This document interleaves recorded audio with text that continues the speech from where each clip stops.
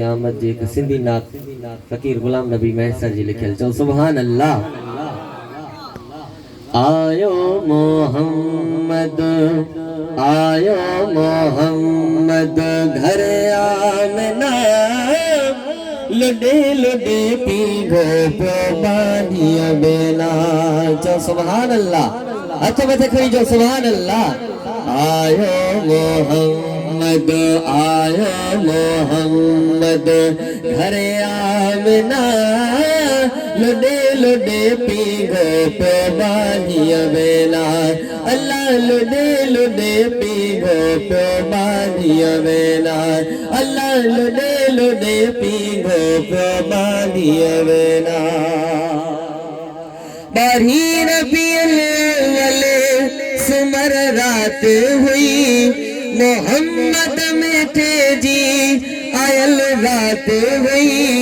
बारी रबीउल अव्वल सुमर रात हुई मोहम्मद मिठे जी आयल रात हुई। नबी नूरी जिस्म मिठो अरबी इस्म खड़ी चुम चुम चुम नबी नूरी जिस्म मिठो अरबी इस्म खड़ी चुम चुम चुम रब थियो आराज़ी भेड़ भिना लुडे लुडे पी गो पियो बानिया बेला अल्लाह लुडे लुडे पी गो पियो बानिया बेला।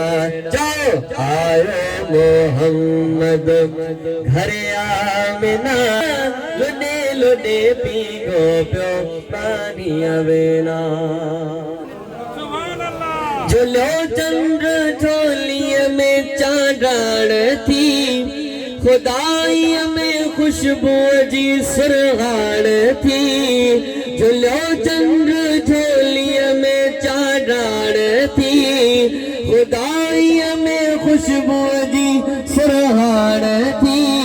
लब लाली लगल अखियों कुदरती गजल बुझी रमज़ रख्या लब लाली लगल अखियों कुदरती गजल बुझी रमज़ रख्यल अहिड़ा सब सिंगार दातर दिना लुडे लुडे पी गो पियो बानिया बेला अल्लाह लुडे लुडे पी गो पियो बानिया बेला चो सुभान अल्लाह। कई मीर मंजिल मके पाक में आयो पहरी जी पाक पोशाक में। कई मीर मंजिल मके पाक में आयो पहरी जी पाक पोशाक में। दाई दिल बर ॾिसी वही रुत बेरसी प्यारो रब जोड़सी दाई दिल बर ॾिसी वही रुत बेरसी प्यारो रब जोड़सी। पढ़ पढ़ तू सलवात गाए सना लुडे लुडे पी गो पियो बानिया बेला अल्लाह लुडे लुडे पी गो पियो बानिया बेला। हक आयो मोहम्मद आयो मोहम्मद घर आमना लुडे लुडे पी गो पियो बानिया बेला अल्लाह लुडे लुडे पी गो पियो बानिया बेला।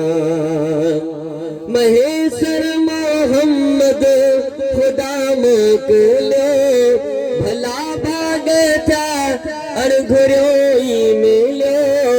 महेश्वर मोहम्मद खुदा मोकलो भला भाग था अड़घुर्यो मिलो।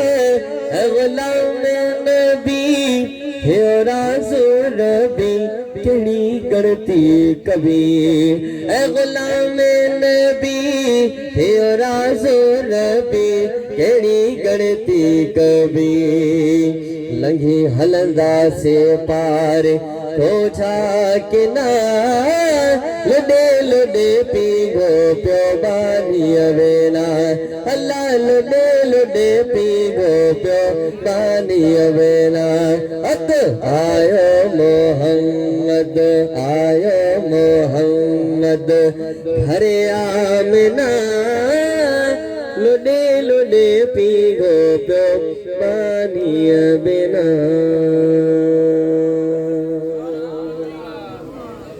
नारे तकबीर।